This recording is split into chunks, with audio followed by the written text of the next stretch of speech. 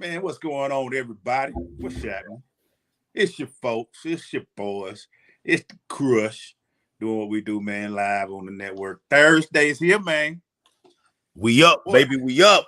And boy, we got stories on top of stories, on top of stories. And then we got stories again, man. So, hey, man, you know who it is. Your boy E-Glaze. And that right there, that dude right there. That makes you heard right there, man. What's going on? You know, excuse me while I try to get my camera right. Hold on a minute. So, Maceo, Yes, how you sir. been, man? Hey, look here, brother. It's Thursday. We got jobs, and we got stuff to do, man. We got stuff to do, man. We got stuff to do. You know what's crazy though, Mace? You know, I saw your little girl. Everybody getting old on us, man. They grew up right. I mean, they. Oh my God, I'm going to cry. Let me tell you, man. We'll start like this, man. You know what's crazy? We've been doing this show so long. I just saw Landers Nolly practicing and trying out for the Atlanta Hawks today. Yes, sir. Landers Nolly was in our studio twice. He was in our studio. Yes. Winning the state championship. Back-to-back state championships. Yes, sir. Yes, sir. And now he's trying out and doing pre-draft warm-up for the Hawks. He will be in the NBA next year. Larry Bride, who announced on our show, he only did it in 3 years, but is graduating. Yeah, shout out to Tyler Bride. Just got that degree. Tyler, I'm sorry, not Larry. Larry's dad. Larry's the dad. Yes. Tyler Bride graduated. He has another year of eligibility, so he's looking to play his final season. He's on visits. I know he's visited Rice. He's visited a couple other schools, but he's gonna probably make a commitment, and I think he wants to make the commitment with us. So. And that's what we do. And you know what's crazy, Maceo? And then I look at Cameron. We've been with Cameron since she was like 5 years old. Now she's the starting point guard for that. It's just amazing, man. So I'm going to start this question with you, sir. Are we getting old or we just been doing this for a while? We know what we're doing, sir. So, Emmanuel Glaze, you and I have created I'm not going to say we created, but what we've done and what we continue to do is something that a lot of people often imitated, never duplicated, but we're the pulse. I mean, we know what's going on. We kind of know what a story is. We know what the story is going to be, and I think a lot of times it's so much stuff that we probably hold back that I think a lot of times. So I've taken a cue out of your book because I've come to this understanding that people just don't know what we know. Right. And I'm just gonna leave it. I don't argue with nobody no more. Matter of fact, I put my phone away. I don't just randomly post during the day anymore. Because we know what we know, we do what we do, and we continue to have the conversations that continues to move the culture forward. Again, we talk about all the time, and this will be in our documentary when all things are said and done. We've probably turned down more opportunities than people will ever know. Yeah. And I think that will keep us authentic, and it also at the same time allows us to really do what we do. So, man, salute to you, my guy. Salute to you. Salute you. Same to you, man. Thank you guys for rocking with us, man. It'll be 9 years and on somebody's birthday. 9 years. And we're going to keep doing this thing, man, because we got to put them out there. And I just had to have a little reflection moment, man, because I looked at that. I was like, man, a lot of these kids that were babies coming on our show really wasn't getting mic time. You know, now everybody has a podcast. Now everybody want to jump on the hottest person and stuff like that. Yeah. But you look at somebody for the first time I said we've interviewed over 500 to 1,000 people since we've done this show. And from the top of the top to the brand new people, starting from kids that are now grown kids. I saw a girl who's at the Falcons game that does like the box seating. Her son's got I think he's going to play baseball. He's got a scholarship for baseball. Yeah. So we just do this because, man, we love our community. We love what we're doing, and we're gonna keep doing it. So we got more things coming. Y'all be tuned. I just had to start with that because all the graduates, college graduates, high school graduates, we're proud of you guys. We can't wait to see what's coming up for all y'all, man. Yeah. And we're gonna keep rocking, man. We got more people coming out. The DMs still be coming, and people still want to come on the show. Don't worry. We're gonna keep bringing in. We're gonna introduce you some people that y'all might not know now. Man, eventually you'll look and say, "Dad, weren't they on the Crush?" Because I said that a lot. Like, man, he was on the Crush one time. But you know what else crazy too? You think about the work Kennedy was able to do with the Olympics. Yeah. How Nia has become like the face of Nike and all things HBCU. Malik. I mean, Malik's so multifaceted. He interviewing Country Wayne. He interviewing movie stars. He doing a lot of work at rolling out. Like I say, we listen. It's just been a blessing, and that we able to do the things we do, the contacts we've made, like some of the places that we've been, and the access that we actually have. Like I say, man, a lot of times it's not even worth going back and forth with people anymore. I've taken a page out of it. I just let people have it, dog. Y'all got it, man. Y'all know more than me. What I know. Hey, man, so go ahead and start it off, man. What's the first thing you want to talk about? So, Emmanuel Glaze, we got to start with this. It's finally here tonight, 8 p.m. The official NFL schedule will drop. Anything that you've seen that's not NFL related, it's a farce. Understand this. The NFL has stringent guidelines, and they send cryptic emails, and teams know any leaks that are not NFL approved can cost you draft picks, can cost you money, can cost. So anything you've seen before 8 o'clock, please take it with a grain of salt. It's not real, but Emmanuel Glaze, the NFL continues to make a production of everything they do, and the NFL schedule is another thing. Your thoughts on the NFL? Just printing money, Emmanuel Glaze. It's amazing, man. The season is just its own thing. Super Bowl is its own thing. Not the draft. I'm about to say the draft, but the up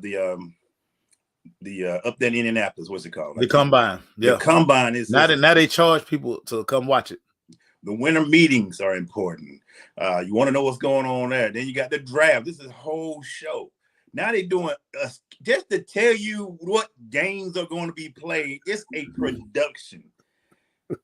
We can talk about Goodell all we want to, but the difference between him and the previous commissioner is Goodell say we can keep making a lot of money off of this product. We can. It's not a seasonal sport anymore. The NFL is 365. Even the kids that playing in the XFL and the USFL are still trying to audition for the NFL. Because the XFL having the championship this weekend. But like, yo, we're going to play this weekend, but we're trying to get that look to get invited to camp. A lot of guys already have invites. So, yes, you're right. This is marketing 101. Everything matters. And we're going to make sure that not only are we going to do it, we're going to make your fan base want to be involved in it. We already looking at the schedule. They talking about the Falcons going to have the worst schedule. I'm like, dang, I thought the show was until 8 o'clock. They already talking about first game, Kansas City versus Detroit. Who wants to see that? NFL don't do that. That's a Thursday game on Amazon that we just happen to show. Yeah. I don't know. Detroit, Kansas City. Well, real quick. So Mike North, who is the VP of NFL media and broadcasting, right.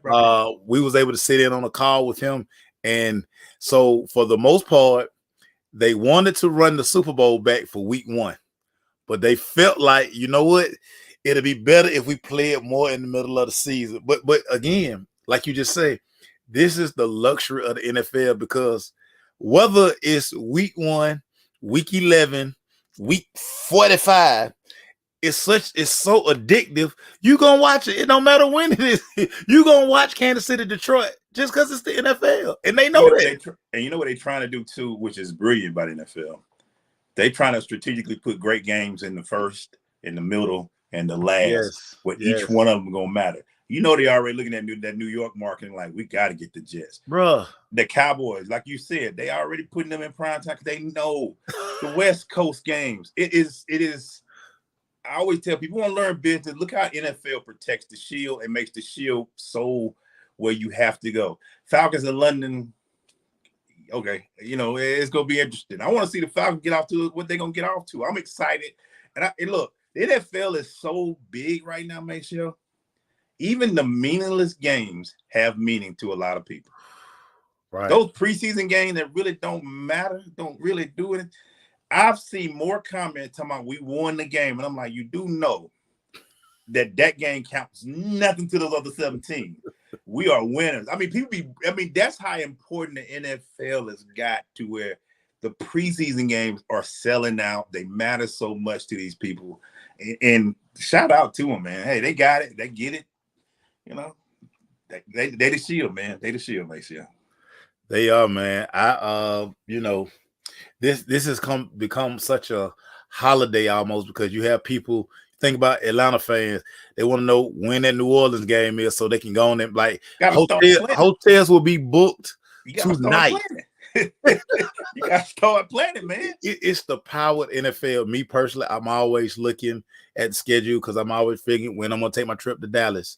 So this year the Rams travel to Dallas. I get to see Kobe in Dallas. Yeah. So it's like, dude, people been talking about this all day, like they can't wait. I mean, even like fake leak schedules, people are running with that. And I'm like, I mean, again, y'all can have it. I'm not gonna argue with you, but yeah, Glaze, this thing, the NFL, like you keep saying, man, the NFL just know how to make money. It's amazing how they keep making money and keep doing that. Let's stay in NFL for a little bit, make sure.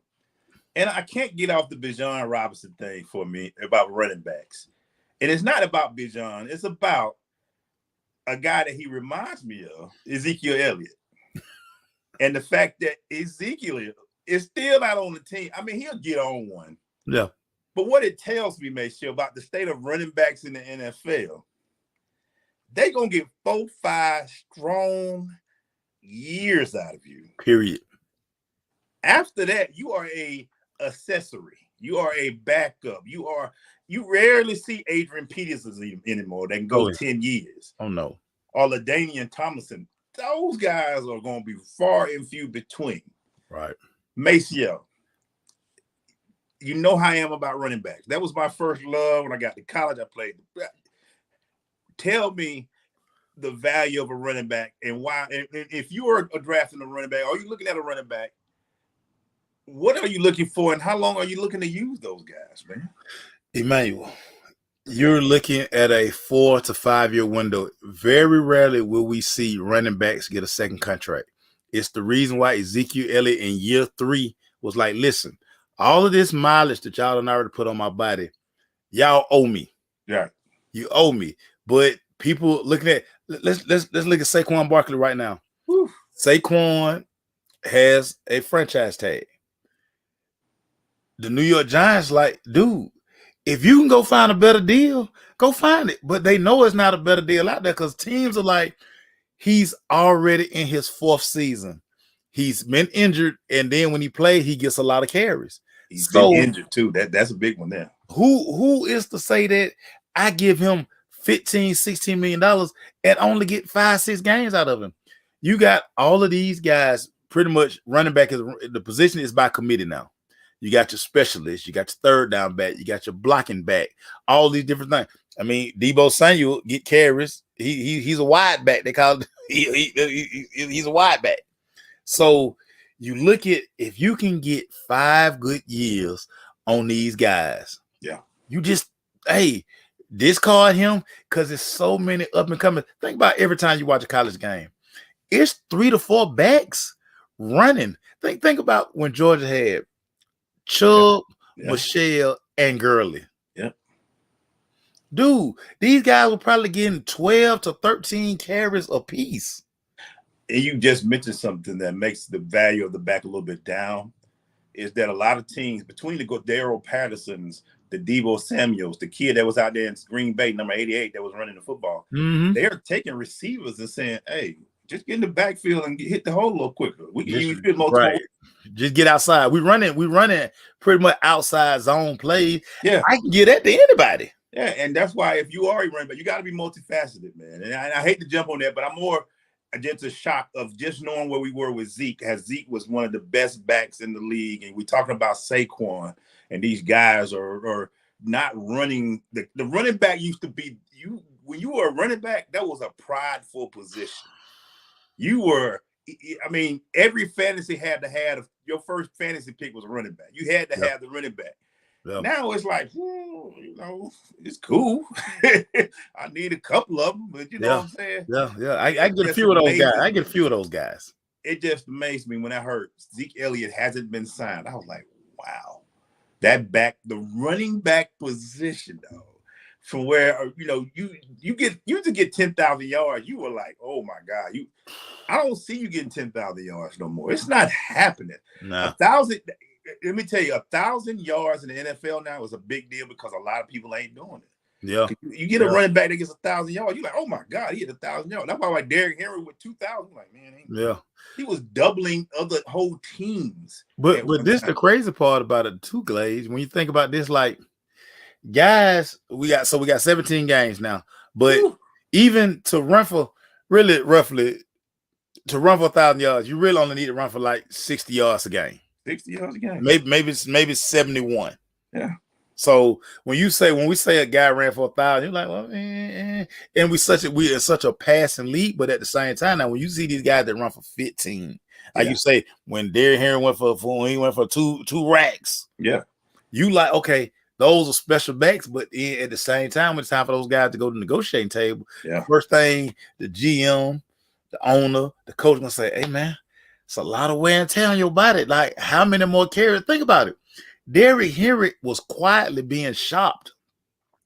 And probably still being shopped. Like, his name kept coming up draft night. Like, hey, maybe Tennessee can trade Derrick Henry. But you almost like, well, who gonna trade for him? Because it's like, I bring him in.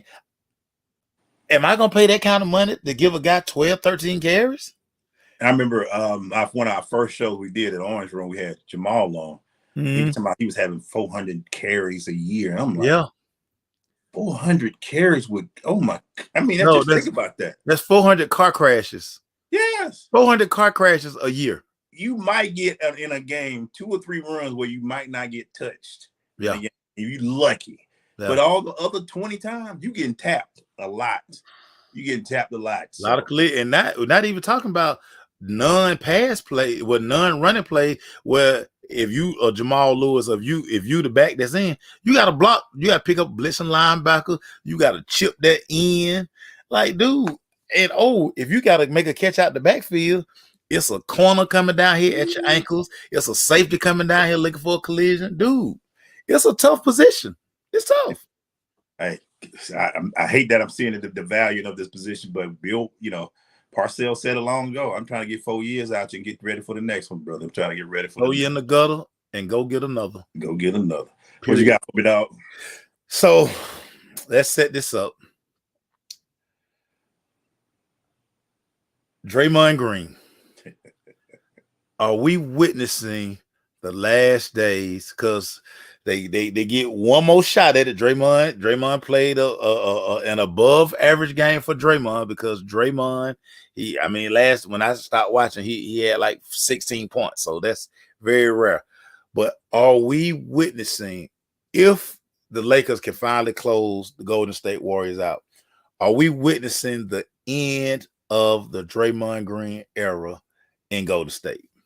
Absolutely. I think so. I would be surprised if he comes back. He's as much of a dog that he is, and that guy that takes a lot of the pressure off of. See, Draymond is one of them guys that you kind of need, that can give you an energy, but they take all the pressure off of Steph and Clay. Yeah. Clay could have a bad game and you don't know because you so mad at what Draymond said or what the tech he gets. Draymond is in the talking trash. He's taking all that energy so Steph and Clay can have the energy not gone. Right. The problem with that, though, Draymond ain't doing triple doubles no more. He ain't hitting the threes like he used to. He ain't getting them double-digit rebounds like he used to. Last night he was just kind of, it was an aberration. It was a definite aberration. When you at home, you got the crowd behind you, you have those games. You're not going to get that every game. Yeah. You know what I'm saying? He took on the task of taking on AD. you know, I think AD lets him off the hook, but that's another story. But you know, he takes that task, and he still thinks he's still top, He one think of the he, top power yeah, forwards in the league. yeah, he does. He does. He does. So I would be surprised if they bring him back. I'm surprised that, you know, he still grinds. He's still Draymond. He's got a very entertaining podcast. He makes me laugh sometimes. Yeah, he's funny. He's funny. But we got to realize, though, people don't forget this. Draymond, Steph, and Clay, they got double digits in the league now. They're not young. Everybody talking about how old LeBron is. Steph 33, 34. Draymond 33, 34. I mean, these ain't, when you get past the 30s in sports, there ain't no young chicken no more. You climb them knees. Look, I guarantee you, Draymond got up slow this morning. Oh, of course he did. Of course he did. Ooh, he got up slow, creeping around the house. Got to warm up. He stretched for about 30 minutes before he even got out of bed this morning. Because them games, look, it ain't there all the time, man. And you know, Golden State knows we have to move on somewhere. We got to bring new talent from somewhere. Yeah. You got these young guys, Looney, and you ain't doing nothing with Wiseman because you got to keep Draymond. He is the heart of the team. He does some things, but when does he begin to start hurting him? Because he's gonna hurt him soon. Them referees, they let him get away with it. He should have got a check to start the game last night. I mean, they let him get away with a lot of stuff. But I'm like, let's give him a tee. What you look? They ran Rasheed out. Rasheed played 20 years, but after a while, they like, man, we don't need that in the league no more. Yeah. Boogie Cousins. As much as everybody love him, they don't want him in the league no more. They found the team. You know, it's just like when you're right, Michael Mitchell. I'm sorry. That punch of Jordan Poole at the beginning of the season, Jordan Poole ain't been right since. And that in his pockets are heavy. Yeah. That in his pockets are heavy. But, you know, it's teams, you know, it's good for, it was a good run. But if they go out this series, if LeBron and them put him out tomorrow, it's over for Dre. I don't see them bringing him back. Because at this point, we got 4 out here. We ain't doing nothing else. Yeah. We ain't getting no younger. We got to get younger somewhere. Yeah. We'd rather get younger with you than the Splash Brothers. So we're going to go ahead and get younger with you, brother. Yeah. And it's just crazy because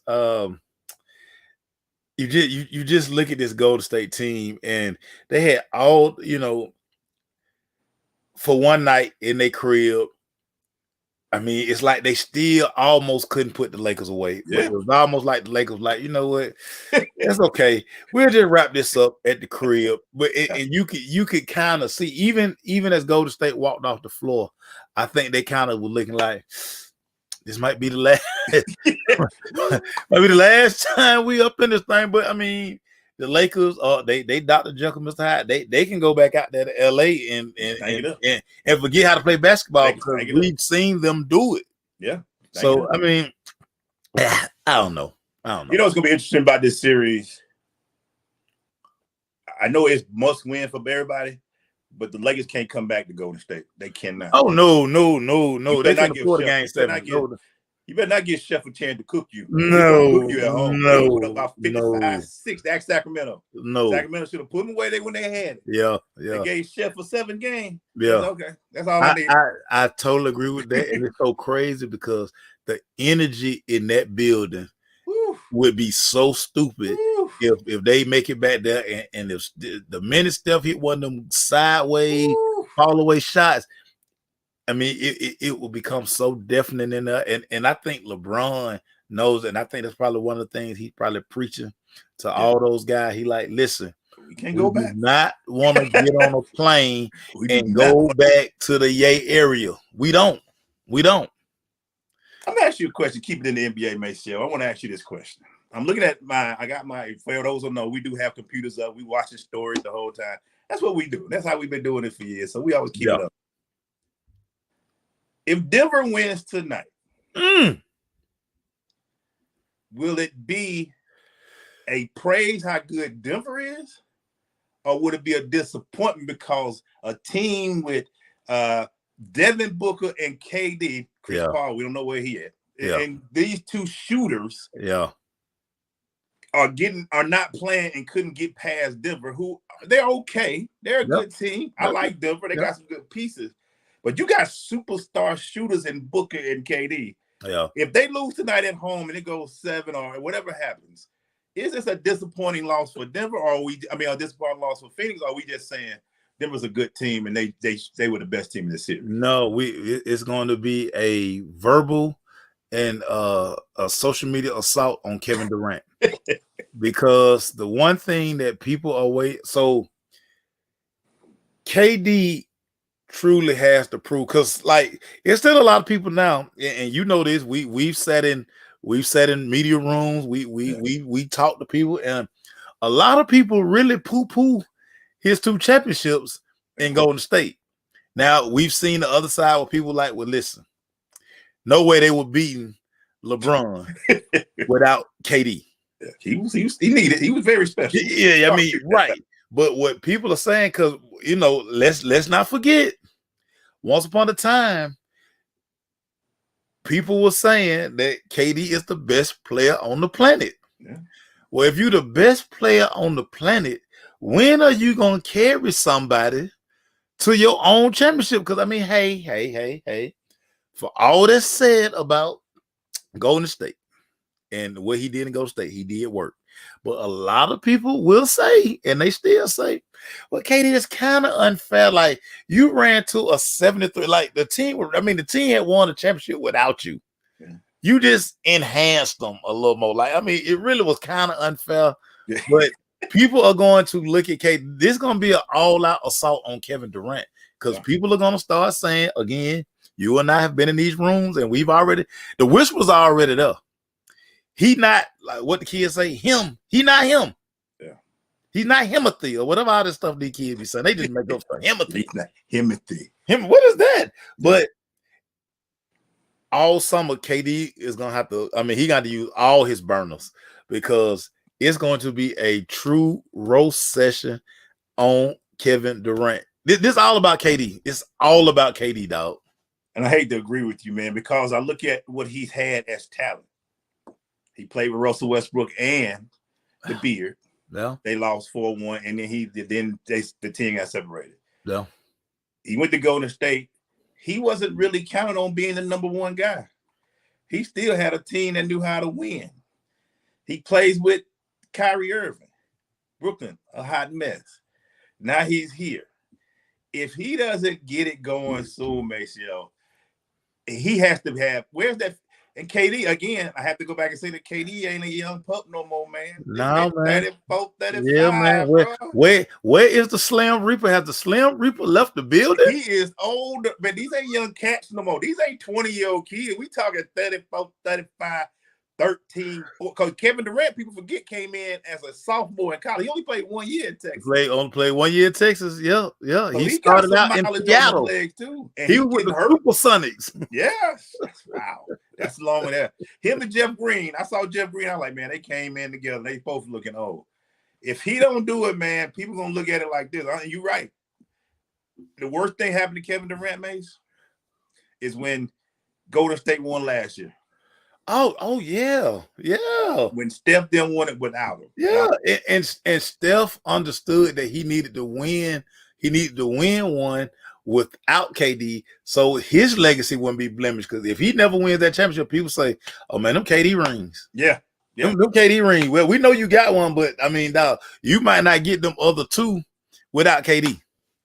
Where your MVPs at? You ain't got no MVPs, Steph. You know, he had to win one to just get the Finals MVP, because he wasn't the final MVP for none of it. But it's tonight will be. I think I need to see one of them 40-point games from KD. I need to see when he just is at home. You got the home crowd. You know everybody's behind you. You need to have one of them. You need to send it to Game 7. And Jokic shouldn't be the best player on the floor. I'm sorry. Can he summon the Slim Reaper? Did he pack that little blade that Slim Reaper carry? I mean, is that in his bag? Like, is he gonna be a killer tonight? Is he the Slim Reaper, or will he be the Slim Sleeper? Because there's one of them things that's about to happen, man. One of them things about to happen. He's about to go to sleep tonight, boy. Woo! What you got for me, dog? I want to keep it in the NBA real quick, because another team that's looking forward to a possible trip to Cancun, the Boston Celtics. A lot has been said about how this team minus the coach. But they bring back Jaylen Brown. They bring back Jason Tatum, who is a rising, ascending superstar. This team could get delivered a knockout blow tonight. Did Boston? I mean, are they underachieving Emmanuel Glaze as they are on the brink? Yeah, very much so. Especially since you were up in this series and you have the home court advantage. Let me just say this, and let me take off my sports hats for a minute and be a Hawks fan. Jaylen, come home, buddy. Come on home, Jaylen. Jaylen, come home. How did Dave Chappelle do to Rick James when he did the fingers? Like, come on, Jaylen. I would love to see Jaylen Brown in Atlanta. Yeah. Oh, he would be so to have Jaylen. He would be perfect. He'll be perfect. And you can't tell me Jaylen's not playing with an attitude because of what Boston is not the respect they're not showing him. Oh, no doubt. They are just talking about they Tatum this, Tatum that, Tatum this. Jaylen Brown is just as important to that team than anybody on that team. So I will say this as a fan of the Hawks, Jaylen, come home, man.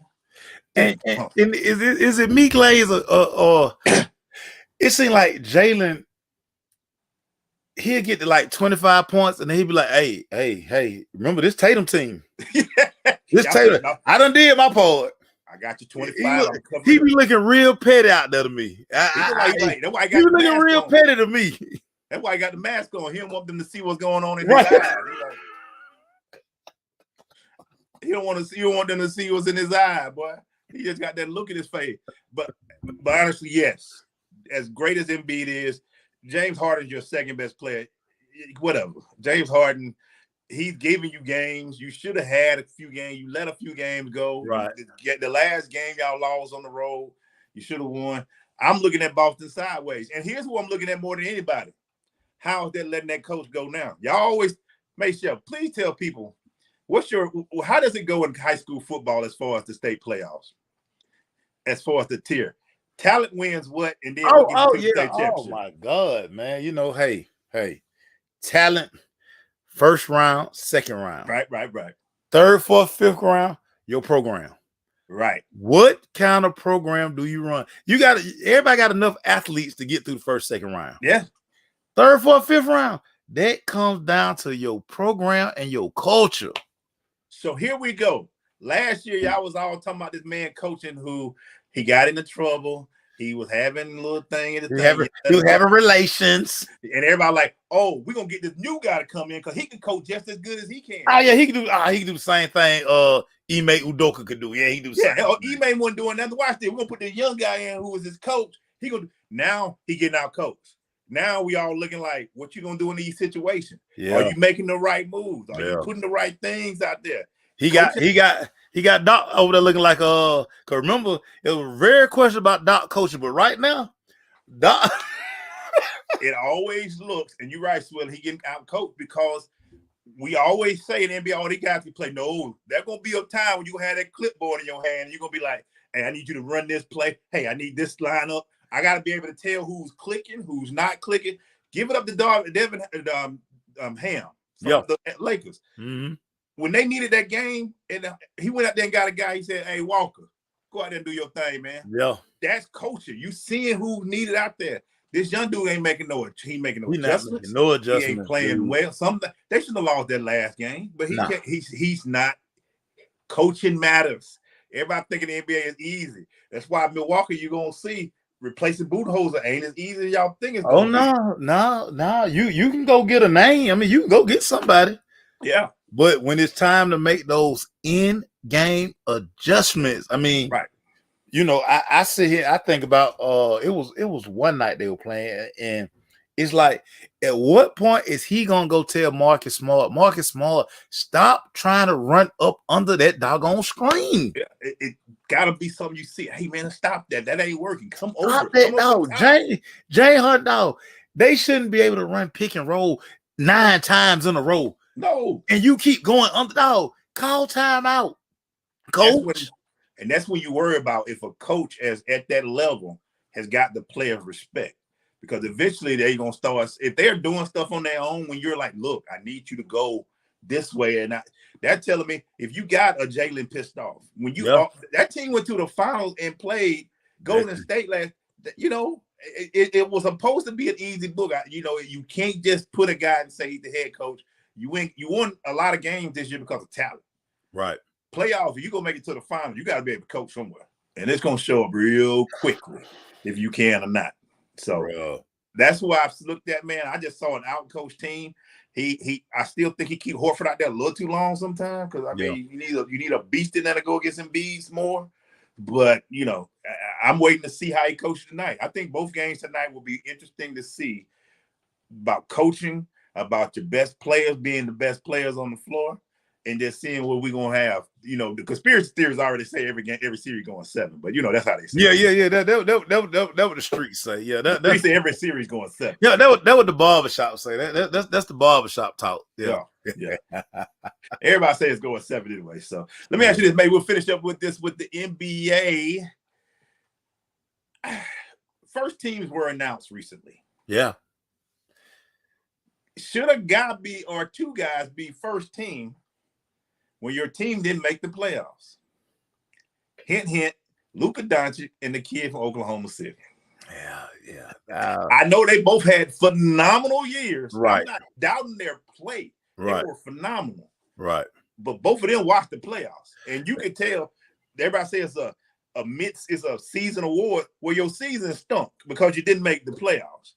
Your opinions about getting first pick, and also did Ja Morant cost? You see the check Ja Morant lost because he lost all NBA? 39 milli, baby. So he can't get that Supermax out there. He can't get the 254. He only can be eligible for like the 190.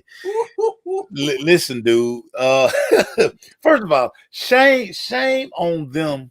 Shame on the NFL. I mean, I said NFL, NBA union, NBA PA for tying first and second team. I mean, tying that type stuff to your contract. Oh yeah. Like shame on them. Like that's terrible. So in Luka's case, so neither one of these guys should have been first team NBA. I truly believe that, hey, that is an award that goes to, like, say, guys who are making like nice run. Because when I'm sitting here looking at the guys that, you know, that like second team, like it's a couple guys. I'm like, I'm putting him over Luka. I'm putting him over even though the kid, I can't never pronounce his name. The boy, OKC. I'm sorry, I didn't learn his name. I can't. I didn't know his name. But whoever braid his hair, phenomenal. They do an excellent job. He must have got AI braid or something. City out there doing some big things. Yeah, they got some work out there. Oklahoma City got some braiders. But definitely, Raphael say Harden should have been on there though. Dame, and like I say,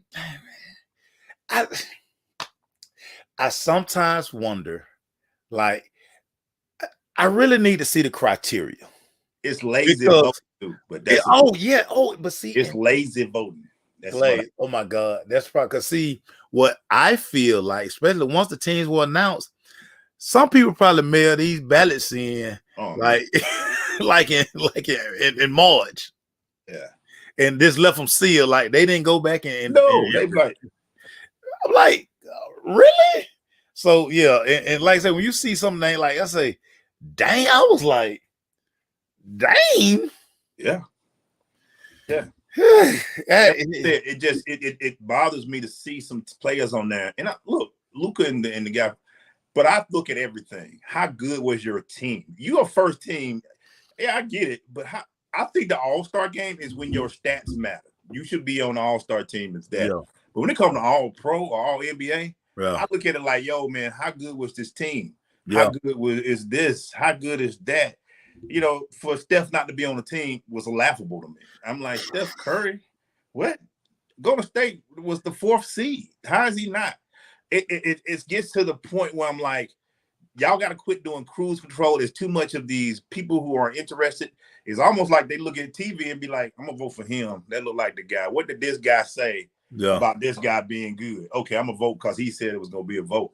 You know, when you get a chance to vote for things like this, man, you have to look at criteria. And I'm just thinking, especially and Ja didn't get that because that was a way of the NBA to shield saying, Oh yeah, that was a get we're gonna back for teach you a Ja. lesson, young Yeah, fella. We gotta teach you a that lesson. was the get back for Ja. Oh, You ain't gonna embarrass us, bro. We're gonna teach you a lesson, and we're gonna take that 39 million that you could have made. We're gonna hurt you a little bit because we know the contract just as much as everybody else. We know what y'all get. Bro, so you gonna do stuff like that, it's gonna hurt you. Collusion, like nah, we not give him that money. No. Nah. Why don't you shape up and be better next year, be a better leader, all these type things. You are the face of the NBA, possibly. We can't get you out here, you out here got guns on Instagram and you making it rain in the club. Hey, I mean, hey. And you were easily second team. Oh, they had you already pinned. They were like, oh, no. It worse. No, bro. It worse. Oh, no. Cut that. No, that young fella embarrassing us. Man. Yeah. Basically, I want to keep it and talk a little bit about Georgia. And not to get into politics, I don't really care about it. But the whole White House thing, I want to get your thing on that, man. I think Georgia, they're saying it's about the timing. It was done in June. Yeah. We got camps. A lot of the players are already in the NFL. During the last few years, remember the White House was a big thing. You get invited, you win your championship, you're all right, I'm going to the White House. Yeah. What were your thoughts on it, man? Georgia not going to the White House, declining the invitation, not once, but twice now. This back-to-back years. Yeah. And what are your thoughts on it and things? What do you say about it, man? Well, especially this year, more than anything, I look at the timing of the story with Isaiah Whitlock. Now his family, they filed a lawsuit. Now we get another story that Jalen Carter was driving on suspended license the night that the race that they were racing that led to the death. Putting them on that type stage just opens up the program to extra scrutiny. And knowing Kirby, knowing a lot of the guys on the staff, just knowing the way they shape the culture down there at Georgia, they're big on keeping everything in-house. Right. I think if we don't have all the situations that happen leading up this, and now you add in they've had a couple of arrests. Down at just had a DB the other day. He just got a DUI. So I think it's just the timing was just so bad. I think they were like, you know what? Let's continue to just do what we're doing in Athens. Listen, we celebrated. Even though celebration, it turned to a tragedy late on that night. I think they're like, hey, let's put that in the review. Now, if we win the third consecutive, then maybe next year, because, hey, slate to kind of be clean. Some things have passed. Then let's probably look at it. So it's just so much going on. I'm not shocked that Georgia's not going. I'm not shocked. No, I'm not shocked. I think you saying that is what I'm looking at. Georgia got to put a cap on this thing real soon. Oh yeah. The family already did a big lawsuit coming out, and now for them to celebrate this after the death of one of their own, after the guy who was suspected to be easily top 4 pick got drafted later. Kirby's got to do something. Like you said, a kid got arrested. A DB just got arrested for drunk driving. People starting to look at Georgia like, what do they got going on down there? And to put them on the spotlight right now, Kirby ain't ready for that. Kirby might not be ready for that right now. But I looked at that, and I just looked at the Georgia program, who are not expected to do much next year because a lot of talent is gone. But you don't reload. What they say, you don't rebuild, you reload. You don't rebuild and reload. So we go to see. But I thought it was interesting to see that. And I'm glad you brought that up. To see what this program did after winning a national championship. This is not how Georgia likes to have their all season. Georgia thought they were going to have their all season, talk about who's going to be their starting quarterback. Yeah. But now it's what are you doing? Is this the bad team? You know what I'm saying? Is this and all that? So it should be very interesting to see what the Bulldogs do. How do they come out of this? A lot of people being sued by the family because of everything that just went on with Jalen, and Jalen's a part of the lawsuit. Yeah, Park Company is a part of the lawsuit. Yeah, just signed his rookie deal. Yeah, man. A lot of ugliness going in there, but that's why I had to bring it up. Like, looking at this Georgia thing, that Georgia thing is real bigger than what everybody's saying. So it's looking like what's next for it? How did this program get it? Be careful when you're at the top because everybody's trying to throw stuff to knock you down. It's coming. Heavy is the head that wears the crown. So yeah, man, that's my thought. What you got for me, dog? What you got, dude? A topic that's going to it's starting to erupt. It's getting bigger and bigger. High school NIL in the state of Georgia. It started to become. It was whispers.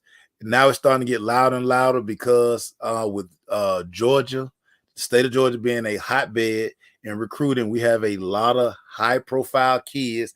Our guy Julian Lewis, Juju, he was ranked the top recruit, regardless of class, for the next couple of years. So this kid, he's upcoming sophomore. So for 24, 25, and 26, he is the top recruit in the country, and a lot of people feel that he has a high NIL value. There's a lot of parents out here who are saying, hey, my kid could really help the household out. Your thoughts on NIL could becoming a reality in high school football in the state of Georgia? You know, and you just brought up the part where it's concerning. There are a lot of parents who can't really do much now. So you thought they were pimping their kid before. They're really about to pimp their kid now. Where's the highest bidder? Who's going to take care of me? I like Zaxby's over KFC, so Zaxby's got me. I've had a problem with parents for the last 15, 20 years because the expectation of what they put on their kids, the way we know you had a garbage career, so now you want to live through your kid thinking that he's going to be the next great running back. I hate to tell y'all, but only 1% make it to the NFL. Yeah. But with NIL, Michelle, you could be Bronny, before he even got out of high school, was making what, $7 million a year? Yeah. So now you're starting to get these guys. Georgia got money now. Don't get it twisted. There's some people, there's some places you about to start seeing certain schools be predominant again. Who's got the best alumni? Who's got the best? Not alumni. What you call them? Make sure who got the biggest bag? The liquid guys. When they say who's your team, your parents, your guys who can do it. Yeah. Who's willing to pay that money to get the best? And that's where I hate to see it, because a lot of kids who may not be in love with football, may be forced to do things they don't want to do, go places they don't want to go. Some kids might just like being around their friends and playing football with their friends. High school is becoming a business now. We already know college is business. High school is becoming a business. You about to see all of these 7-on-7s. You about to be seeing everything is about to be monetized on a sport that should be a fun time in a kid's life. Yeah. But the age of now, it's in 5th grade now. They are looked at as, what is he can do? Oh, he's a great player. Yeah. Let's jump on him now and see if we can get him what district he in. I hate to see it, make sure it's disheartening for guys who love the sport, who love being a kid, but to force these kids to be grown at 12 and 13 now. Because like you said, there's guys 24/7, and although they made millions of dollars on writing on kids at a young age. They've already projected who's the next great player for the next 5-6 years. Yeah. 8th graders, 7th graders, recruiting. And now we're about to see it get worse because now money's involved. In the famous words of Lauryn Hill, it's funny how money changes situations. Dude. It's gonna be ugly. And honestly, if you ain't built for this, you ain't, it's gonna be tough for you. But like I said, there's a lot of parents who need money, who gonna want money, and they're gonna look at their kid differently. He's not just my kid anymore. He's a earner. Yeah, and so I get asked about this all the time, and I have two schools of thought on it, because one, you kind of hit on it. We gotta let these kids be kids. You know, I can't even imagine the pressure that Juju face every day walking in the hallway. He got to be like the most photographed kid. Yeah. He just a 9th grader. You know, he got people telling him, you know, he's worth X amount of dollars already. 9th grader. as a ninth grader, upcoming 10th grader. I remember we was on this panel doing when the Super Bowl was here in Atlanta. And one of the things we talked about over at Georgia Tech, I just want you to think about this, Glaze. And I made it, I just made it this simple. Remember after football games when we were in college and we got that $14 meal money. Think about how rich we thought we felt we were with $14. Yeah. So just imagine you're giving these kids $1 million, $2 million, $3 million at 18, 19. You're giving them, you know, 3, 4, 500,000. No, that's a lot of money.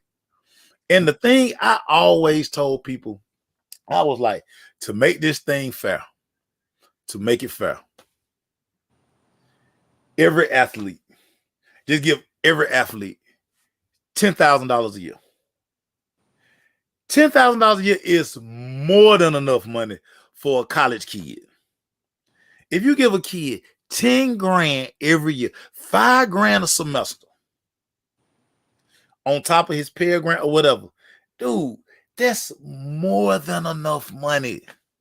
Now you go to college campuses now, the kids are driving better cars than the coaches.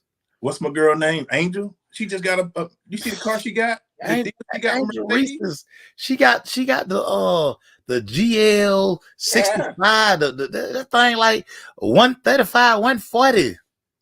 And you know, Angel's like, I'm not going to WNBA for another 2-3 years because I'm making more. She's gonna take a pay cut going to the league. I don't want to go to the league. I can play 2 more years. I'm about to be rich.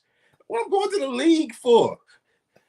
It makes you what also if I'm a little bit afraid of, and I haven't coached in a while. How do you coach a kid? And that's my thing. In Glaze, that's the number one thing because again, while we were coaching, we had to deal with, you know, the trainer, Yeah. But like say now, you just imagine you got a kid who come tell you, well, coach, yeah, I can't come to morning practice because I got a photo shoot. Or, you know, I got a commercial. Commercial, coach. I got a commercial. Like what? Like, did we ever in our wildest dreams think that we would get? Because you know, you and I always talked about this a lot. If the cat ever get out the bag, you're not gonna be able to put it back in. And that's where we are now. Because again, the colleges were like, you know what? Hey, go get all the money y'all want, but it ain't coming from us. So they thought it was a win on their side, but you got to deal. This athlete is wearing your uniform. Yeah. Every Saturday. This athlete is on your campus every doggone day. Yeah. He represents you. And you might not like the, you know, hey, like you say, we might be a Chevy school. But hey, such over here, he got a Honda deal. He got it. It's crazy. You know what though? You kind of just said the same thing going back to a previous story. Jalen Carter played for Georgia, so Georgia's having to deal with that mess, and he was in a car that was part of his NIL deal. So now Georgia's looking like, what are y'all doing with this guy? And you looking like, if you're Georgia, like, yo, this kid he made a ton of money. He got a car dealership, and it's our fault because he did this. How do you coach this? We need to get some coaches on and see how you deal with this. Because I don't know if I could. Because even I coached at the middle school level. I don't know at that point they're already being ranked. Middle schoolers are being ranked. Yeah. We know the ranking system. Yeah. Who created the ranking system? Side note, real quick. There's a couple of college coaches that you and I know that we've interviewed and we talked to. They blame you and I for a lot of this stuff going on. I just wanted to tell you that. Yeah. I got a phone call one day and a coach just say, Maceo Hurd, I blame you. I blame Emmanuel Glade. I blame Alex Benson. I blame all of you guys. What we do? I didn't want to put that bug in your ear. Yeah. We had people on, but anyway. We're getting blamed for it.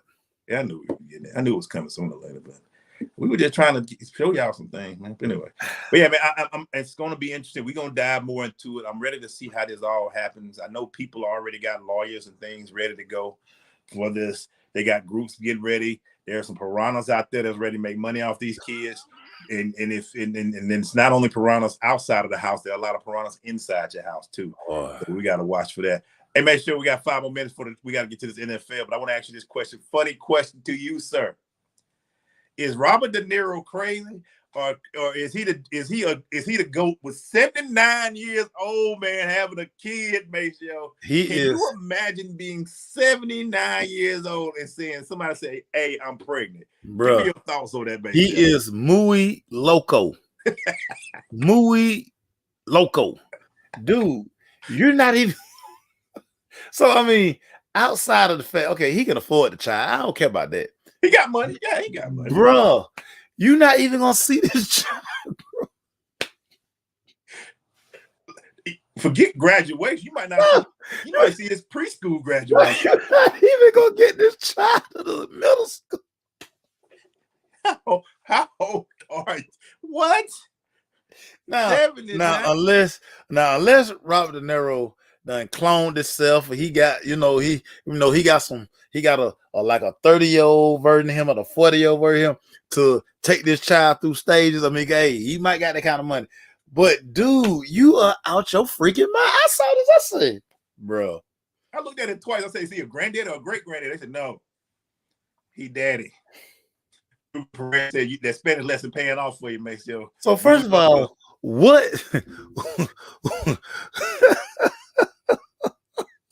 Ruben say he told me no Spanish lessons would pay out. Hey man, nah, I watch a lot of Power. I learned Spanish from Ghosts. Yo, for Ghosts and Angels. Those Angela and Lobos. I learned Spanish from.